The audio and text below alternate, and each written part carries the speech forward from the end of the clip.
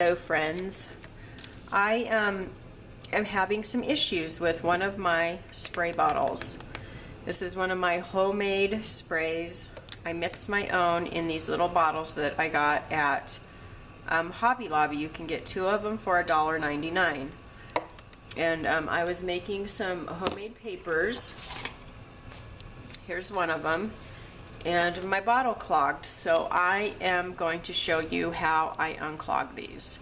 So I went ahead, and this spray was just about gone, and I needed to mix a new color. I only have 2 of these, so it was just about gone anyway, so I decided that I was going to go ahead and dump it, and as you can see, it's not spraying. So I dumped it out. I put some warm water in here, I shook it up, and nothing is happening. So I am going to unclog this, and I'm going to film this so that you can learn how to unclog your bottles as well. So this is the hose that plugs into the sprayer itself. You can pull this out, and as you can see, you can look and inspect this to see if there's anything clogged. Now if there is something clogged in there, you can take a wire, and what I do is I use the wire that I get at the Dollar Tree, and it's just the floral craft wire. I cut a piece off of it, and I make it as straight as I can. I just thread it through that teeny tiny little hole. You have to get it really straight in order to feed it through, because this wire is really soft, okay? There's nothing clogging my hole.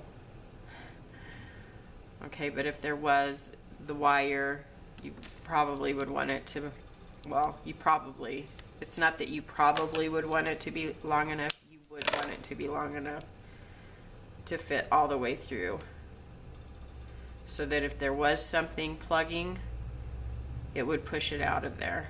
Nothing is plugging my tube. It's completely free from anything. Now there's water in here, so you can tap the water out. You can see the purpleness coming out of here. You can continue to tap that.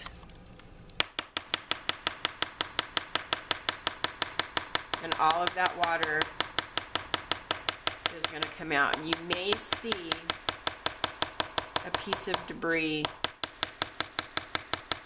come out. It may be so small you won't even see it, but I don't see anything coming out. I can still see purple up in there, but no more fluid is coming out. Now it's clear, but nothing's coming out. Let me see if I can get it to focus. So see, it's still pretty clear, or it's clear up in there. There's still a little bit of color. Whoop, wrong way. Okay, so let me tap it.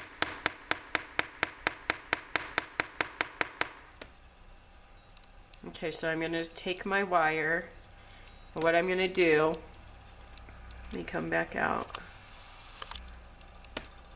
see if it's going to focus on me, is I'm going to bend this wire, and I'm going to make a loop at the end of it, but I'm going to squeeze it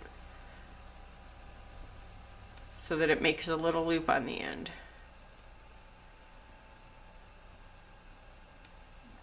Okay, it looks like this.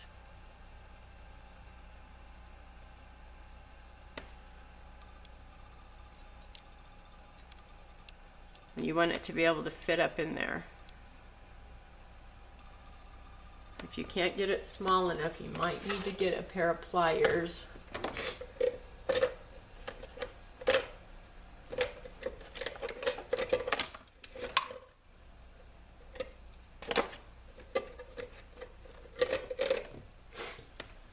Like this, and just pinch the end of it. Okay, so now this is what I've got. See, it's just pinched, but I still have a little loop there because I want to fish it down in here just to try to get any debris that may be clogged up in there. I don't want to just stick the wire down in there because that would just push it. But with this, I'm kind of fishing. This is my hook. I'm able to pull any debris, kind of use this as a Q-tip to get any debris that might be in. Now this wire is soft, so it's bending on me, but that's okay.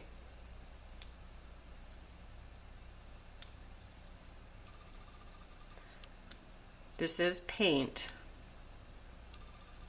that I mix to make my sprays, so it's very possible that it's paint debris. I'm just going to keep, you know, stretching my wire back out. I'm twisting my cap.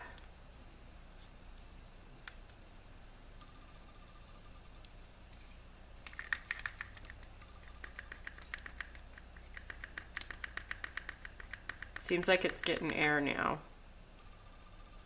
I can still see some purple down in there, and it could just be that it's stained, but I'm just going to work my wire a little bit more around the sides of it.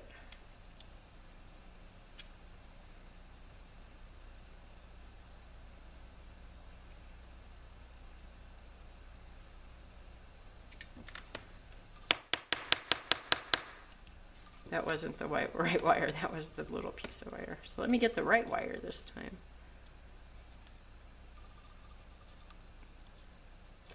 Just spinning it around, seeing if I can pull any of that out of there.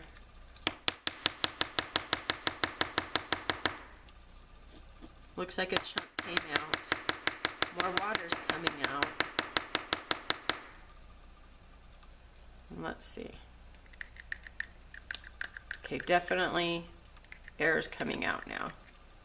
You can tell by the way it sounds.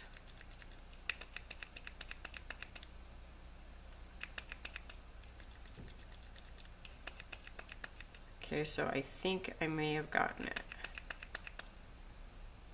So the only way to tell now, make sure this nozzle is cleaned out too, and another way to clean that is just get a Q-tip and wipe that out right where that nozzle is. Now this nozzle is so small, you can get the tip of the wire and clean out, but it's not going to fit in there because that spray nozzle is so small, it barely fits in there.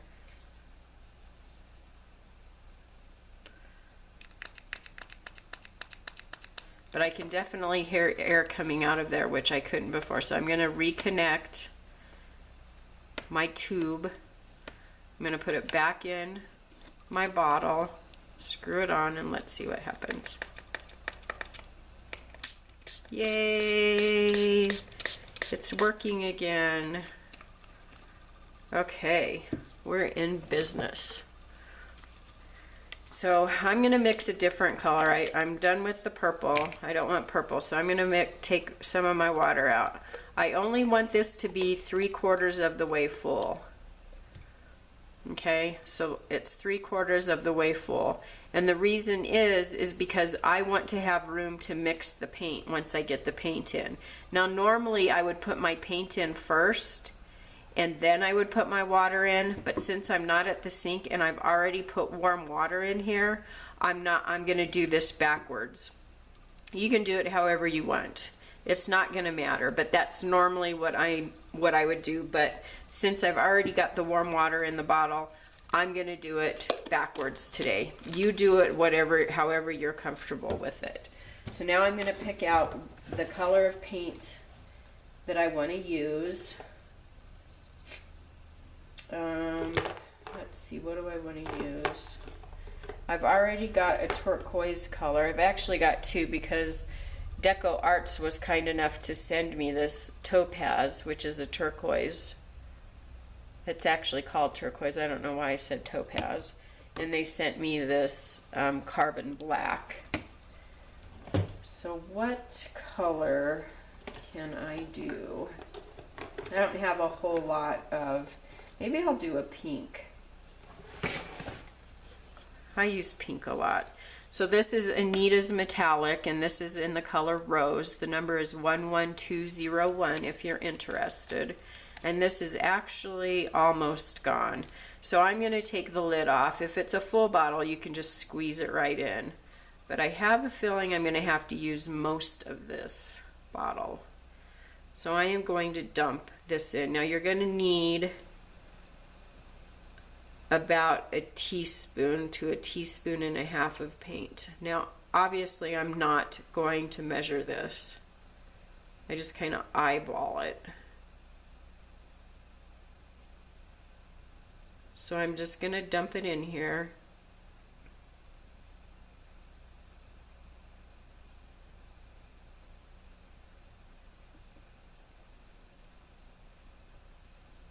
Now I have used this color for the mister before and I like it. So I'm going to save this bottle. It's got a little bit of paint in it, but I also like this color, so I'm going to save it so that I can write the number down or take this with me to the store so that I can replace this color.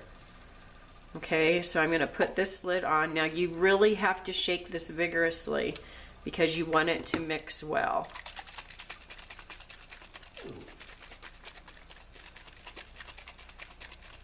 It helps to have the warm water in there because that helps mix it.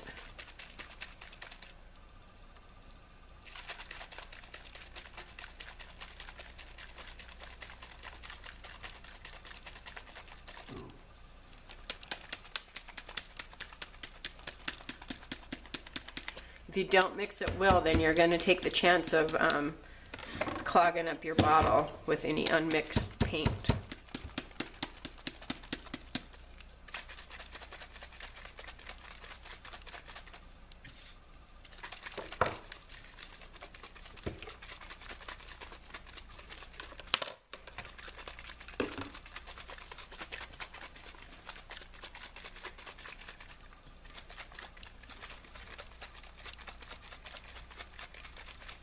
It's very, very important to remember that each time you use these sprays, any sprays, whether it's homemade or store-bought, it's so important to shake these very well to make sure that you get all of the shimmer, whether it's a shimmer or a metallic mister, because you want to make sure that you get all of those particles mixed up.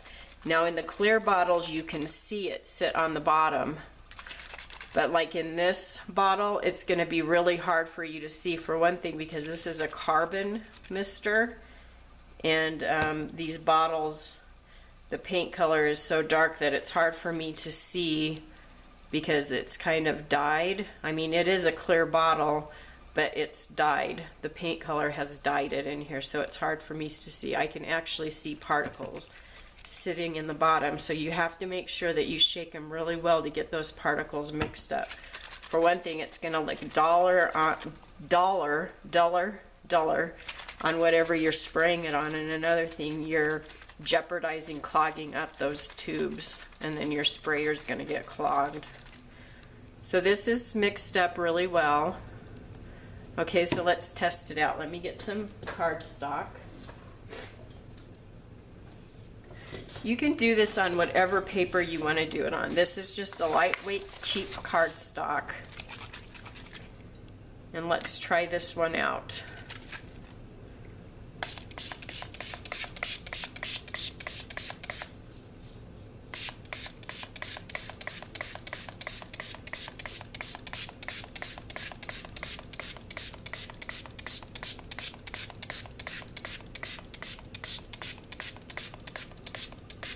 Okay, looks pretty good. I'm going to give that a fast dry.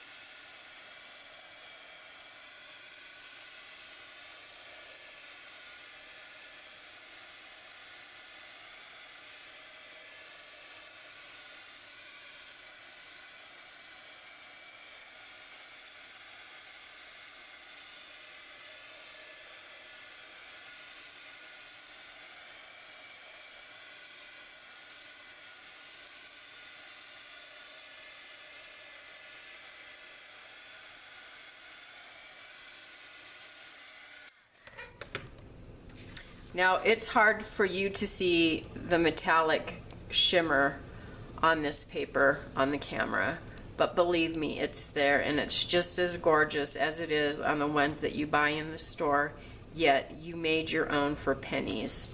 Now let's add some of the black, carbon black from Deco Arts, just to give it a little bit of punch of color.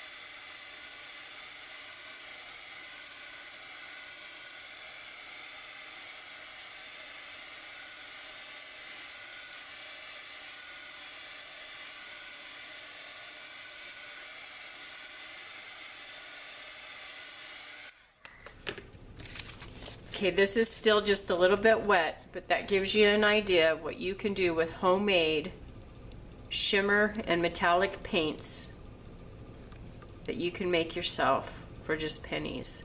If you want to see what I turn this paper into, look for part 2 of this series. Thanks, you guys. I hope you have a good morning, afternoon, evening, wherever you are in this world. And as always, God bless. Bye-bye.